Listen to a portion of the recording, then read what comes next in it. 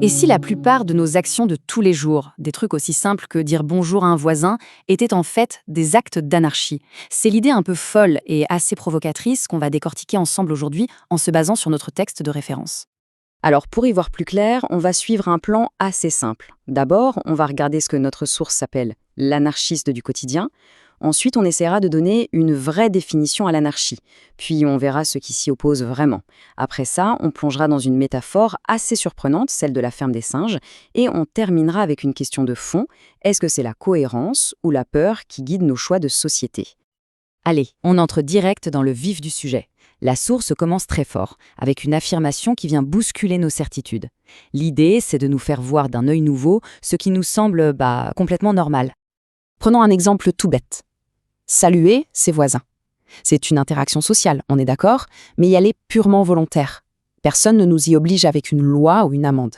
C'est un acte de civilité spontané. Eh bien, selon notre source, c'est ça l'essence même de l'anarchie. C'est la même logique quand on paye l'addition au restaurant.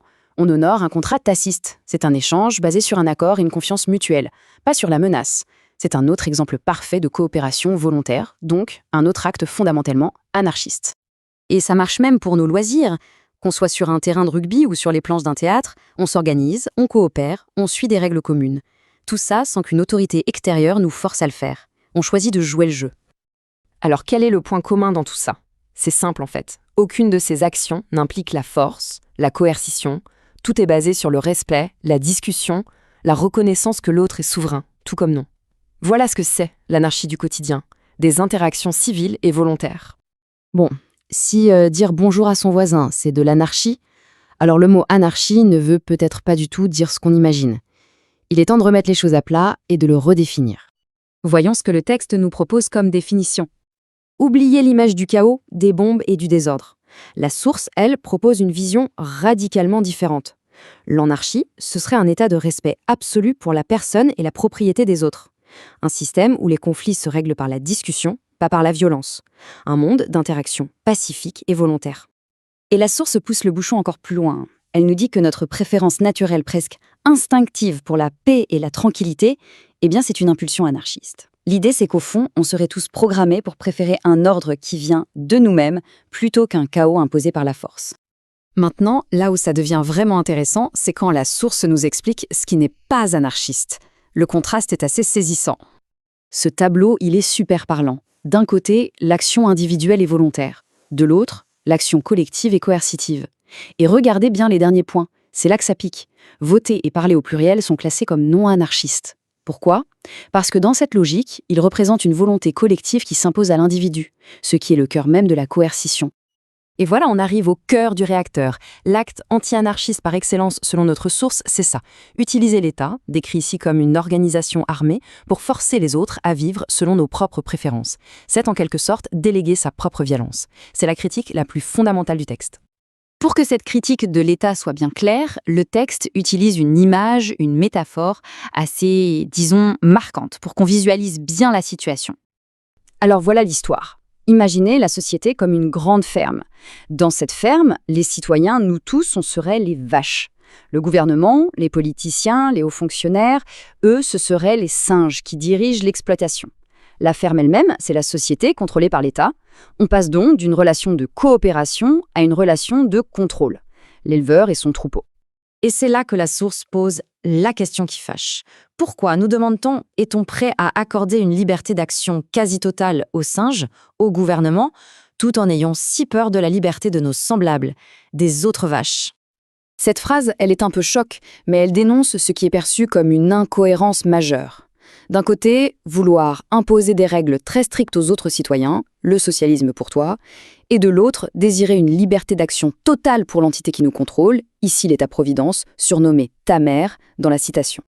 Cette métaphore de la ferme nous amène tout droit à la conclusion, au défi final posé par la source.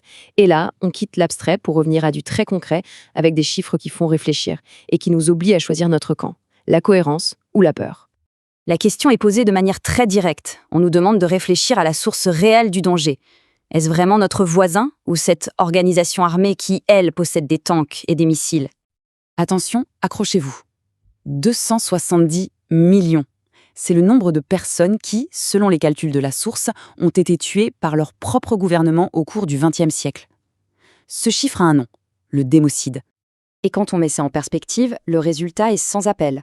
Ce graphique compare les morts causées par les gouvernements à celles causées par le secteur privé. Pour la source, l'argument est massif, la ferme a été infiniment plus dangereuse pour les vaches que leur propre liberté ne le serait jamais.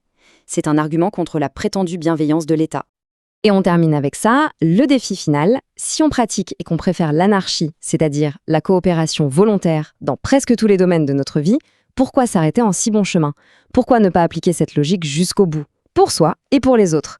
C'est la question que cette analyse nous laisse à méditer.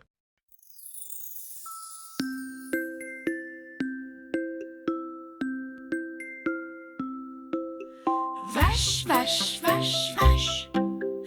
Vache, vache, vache, vache. Vache à traire vite, vache qu'on débite, vache à broyer, vache à noyer. Sous les procédures de la préfecture, jusqu'à la fracture de tout tes fémurs. Vache, vache, vache, vache. Vache, vache, vache, vache. Tu es une vache? Vache à rôtir, vache de l'Empire, vache fusillée, vache crucifiée. Tu es une vache. Vache de Manu, vache de la trompe, Ravière t'a eu, c'est toi qui pompe. Vache d'Aurélien, vache de Jean-Marc, vache de Gaspard. Tu es hagarde, tu es au parc, cerné de chien. Tu es une vache? Vache, vache, vache, vache. Vache, vache, vache, vache. Tu es une vache. Toi tu portes ça, toi tu vas là, toi tu dis ça, toi tu manges ça, toi tu plantes ça, toi tu brûles ça, toi tu casses ça, toi tu noies ça, toi tu restes là, toi tu portes ça, toi tu vas là, toi tu dis ça, toi tu plantes ça, toi tu brûles ça, toi tu casses ça, toi tu noies ça, toi tu restes là, toi tu es mûr pour ta piqûre. Toi aussi tu es mûr, c'est l'heure de ta piqûre.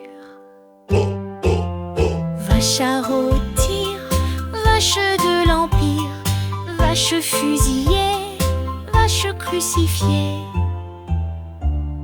Vache en pâture, aux pires ordures, tumeur gratuite de parasites.